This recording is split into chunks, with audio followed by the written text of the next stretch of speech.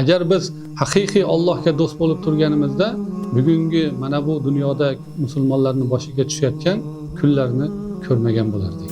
Sudanda ham bugun musulmonlarning ustidan mana bu dinning dushmanlari, kofirlar vahshiy hayvonlar qilmaydigan ishlarni qilishyapti.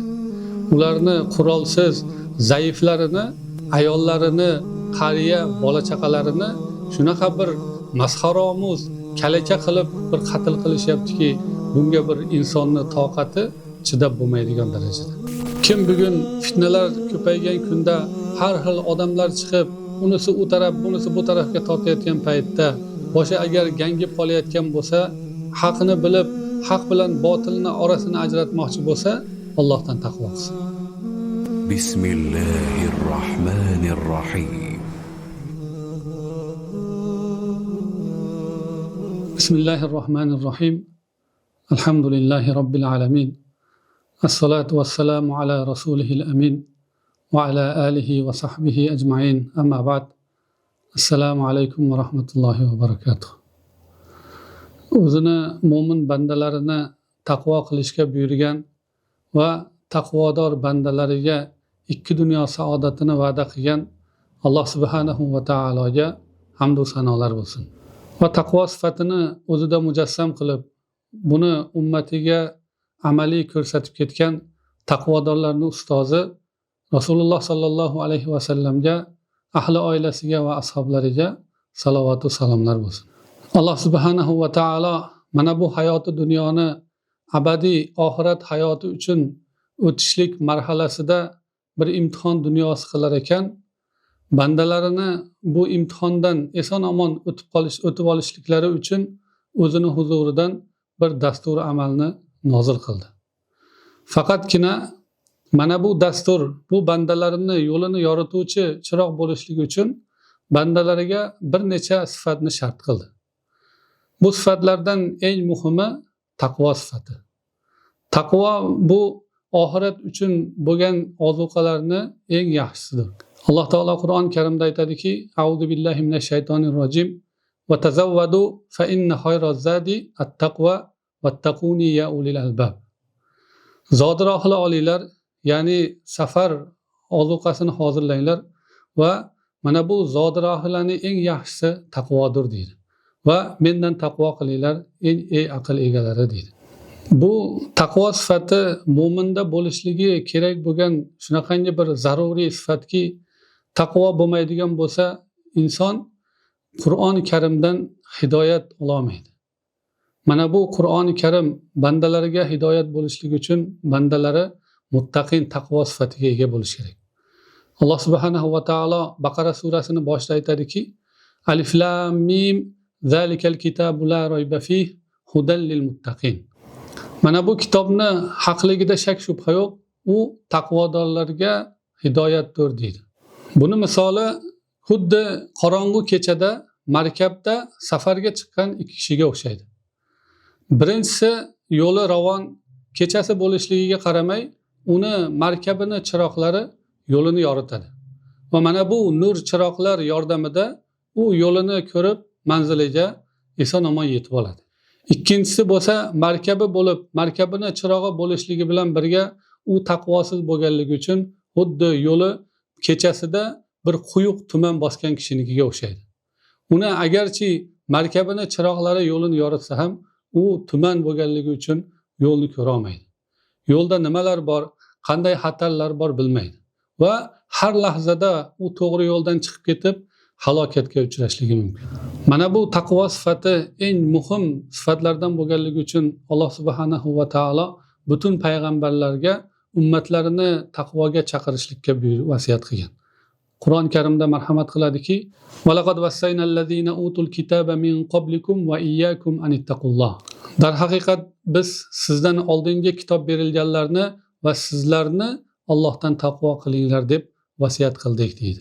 Oldingi o'tgan payg'ambarlarning hammasi o'zlarini ummatlarini taqvoga chaqirardi. İz qala lahum akhuhum Nuhun ala tattaqun. İz qala lahum akhuhum Hudun ala tattaqun. İz qala lahum akhuhum Salihun ala tattaqun. Va albatta Alloh subhanahu va taoloning avliyolari, do'stlari taqvo sifatiga ega bo'lgan bandalaridir, muttaqillardir. Bu suvni ustida yuradigan, havoda uchadiganlar emas, sufiylar aytadigandek. Alloh taolo Qur'oni Karimda aytadiki: "Ala inna awliya Allohi la xawfun alayhim va la hum yahzanun, allazina amanu va kanu yattaqun." Bilinglarki, albatta Alloh taoloning do'stlari, ularga qo'rquv ham yo'q, ular xafa ham bo'lishmaydi. Ular Allohga iymon keltirgan va taqvo qiladigan kimsalardir deydi. Abu Hurayra radhiyallohu anhudan rivoyat qilinadi. Rasululloh sallallohu alayhi va sallam aytdiki: "Innalloha qol man aadali waliyan faqad azantuhu bil harb." Alloh taolo aytdiki, kim meni do'stimga dushmanlik qiladigan bo'lsa, men unga qarshi jang e'lon qilaman deydi. Mana bu hadis qudusiyning ma'nosi ham juda katta. Agar mu'minlar mana shu narsani ma'nosini anglab, shunga amal qilganida edi, bugungi kunga tushib qolishmas edi. Alloh taolo mu'minlardan nimani talab qilyapti? Bunda faqatgina Allohga haqiqiy do'st bo'lishlikni, do'st bo'lib turib berishlikni talab qilyapti. Boshqa narsani emas. Agar biz haqiqiy Allohga do'st bo'lib turganimizda, bugungi mana bu dunyoda musulmonlarning boshiga tushayotgan kunlarni ko'rmagan bo'lardik. Musulmonlar Alloh subhanahu va taologa do'st bo'lishlikni tashlab, dunyoga berilishib, oxiratini unutib, Robbilarining buyruqlarini unutishgan edi, bugungi holatga kelib qoldi. Bugun dunyoda musulmonlardan ko'ra xorroq bir millat yo'q bo'lsa kerak. Endi mana Falastinda bir holatlar yengilladi, qatl-omlar sal bir kamaydi deb tursak, hozir mana Sudanda mana shu holatlar boshlanib turibdi. Sudanda ham bugun musulmonlarning ustidan mana bu dinning dushmanlari, kofirlar vahshiy hayvonlar qilmaydigan ishlarni qilishyapti. Ularni qurolsiz zaiflarini, ayollarini, qariya, bola chaqalarini shunaqa bir masxaromuz, kalacha qilib bir qatl qilishyaptiki, bunga bir insonning toqati chidab bo'lmaydigan darajada. Lekin afsus, musulmonlar shu holatga kelib qoptiki, shu narsalarni bir qabul qilib sabr qilishyapti. Rasululloh sallallohu alayhi va sallamdan bir hadis rivoyat bo'lgan edi. Rasululloh sallallohu alayhi va sallam aytgan ediki, yaqinda sizlarga kofirlar xuddi bir hayvonlar yemakka tashlangandek bir-birini chaqirib ustinglarga bostirib keladi degan edi. Shunda sahobalardan biri so'radiki, "U kunda biz ozchilik bo'lamizmi ya Rasululloh?" dedi. Ya'ni adadimiz kam bo'lganligi uchun, zaif bo'lganligimiz uchun kofirlar biz ustimizga shunaqa bostirib keladimi dedi. Shunda Rasululloh aytdiki, "Yo'q" dedi. "Aksincha ko'p bo'lasizlar, lekin dengizning ko'pigi kabi ko'pik bo'lasizlar" dedi. Va dushmaniylarning qalbidan sizlarga bo'lgan haybatni Alloh taolo sug'urib oladi va sizlarning qalbinglarga vahnni solib qo'yadi dedi. Shunda vahn nima ya Rasululloh deb so'rashgan edi. Vahn bu dunyoni yaxshi ko'rishlik, o'limni yomon ko'rishlik dedi. Haqiqatdan mana bu holatlarning sababini hammasi dunyoni yaxshi ko'rishlik va o'limdan qo'rqishlik. Agar musulmonlar Allohdan qo'rqib, oxirati uchun tayyorgarlik qilib, doim Alloh taolo buyurganidek yashashganida, vallohu alam bugungi musibat musulmonlarning boshiga tushmas edi. Va Rasululloh sallallohu alayhi va sallam boshqa hadisda aytgan ediki, agar sizlar ayna tijoratiga berilib, chorvani ushlab, dehqonchilikka berilib, Allohning yo'lidagi jihodni tark qilib qo'ysanglar, Alloh taolo sizlarning boshinglarga xorlikni musallat qilib qo'yadi degan edi. Va mana bu xorlikni sizlarning boshinglardan ko'tarmaydi, hatto diniylarga qaytmaguninglarcha deydi. Haqiqatdan musulmonlar Allohdan qo'rqishga, Allohdan taqvo qilishga, dinlariga qaytmas ekan, mana bu xorlik ziyoda bo'lsa bo'ladiki, musulmonlarning boshidan ko'tarilmaydi. Alloh subhanahu va taolo o'zi ofiyat bersin. Mana bu narsa islom tarixida ko'p tajribada ko'rilgan narsa. Musulmonlar qachon Robbisidan qo'rqib, Allohdan taqvo qilib, diniga amal qilishganida dunyoga hukmron bo'lishgan. Dunyoda insonlarga saodat ulashgan. Zillatdan, xorlikdan insonlarni chiqarishgan. Haqiqatan taqvo ikki dunyo saodatiga sabab bo'luvchi eng katta omildir.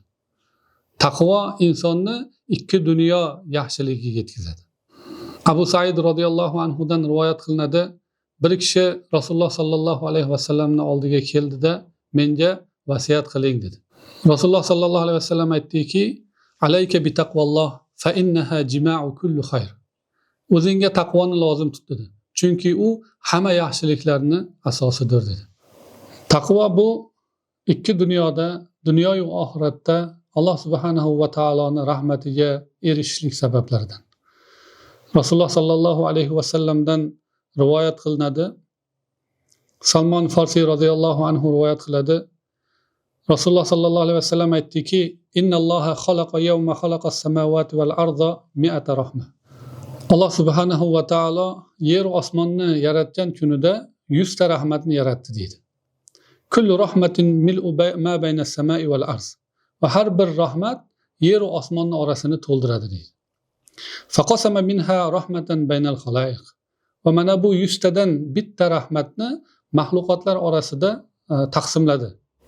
Biha ta'tiful walidatu ala waladiha va biha yashrabul wahsha wat-tayra al-ma'a. Mana shu rahmat bilan ona bolasiga rahm qiladi va vahshiylar va qushlar suv ichishadi deydi. Va biha yatarahamu al-khalaiq. Va mana shu bilan xalqlar o'zaro bir-biriga rahm qilishadi. Fa iza kana yawmul qiyamati qasaraha ala al-muttaqin va zadahum 99. Va qiyomat kuni kelganida mana bu rahmatni faqatgina taqvodorlarga cheklaydi va ularga qolgan ana shu 99 tasini ham ziyoda qilib beradi deydi. Taqvoni eng katta buyuk samaralaridan amallarni qabul bo'lishligi. Alloh taolo Qur'oni Karimda aytadiki: "Innama yataqabbalullohu minal muttaqin."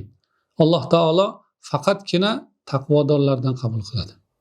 Inson agarchi musulmonman desa-yu, namoz o'qib, Qur'onlarni yodlab, hofizi Qur'on bo'lsa-yu, lekin taqvo qilmaydigan bo'lsa, Alloh taolo uning amallarini qabul qilmaydi. Taqvoning ahamiyatidan Alloh subhanahu va taolo uni Qur'oni Karimda juda ko'p zikr qildi va faqatgina muttaqillarga, taqvodorlarga nusrat berishligini xabarini berdi. Qur'oni Karimda aytadiki: "Vattaqulloha va'lamu annalloha ma'al muttaqin." Allohdan taqvo qilinglar va bilinglarki, albatta Alloh taolo taqvodorlar bilan birgadir deydi.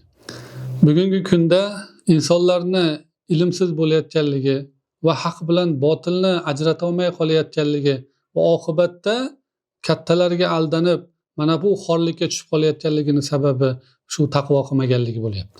Alloh taolo Qur'oni Karimda aytgan ediki: "Vattaqulloh va yuallimukumulloh vallohu bikulli shay'in alim."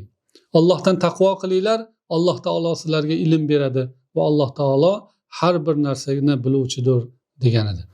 Va yana aytgan ediki: "Ya ayyuhallazina amanu in tattaqulloha yaj'al lakum furqanan va yukaffir ankum sayyi'atikum va yaghfir lakum."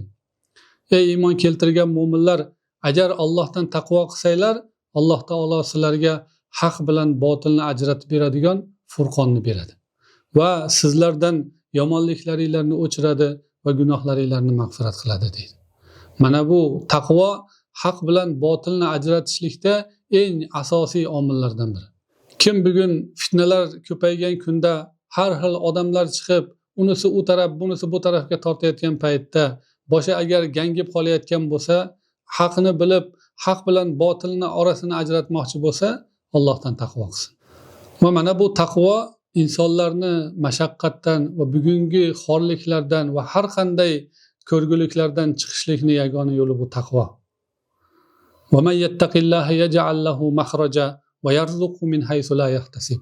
Kim Allohdan taqvo qilsa, Alloh taolo unga chiqish yo'lini ko'rsatadi va uni o'zi o'ylamagan, kutmagan tarafidan rizqlantiradi deydi.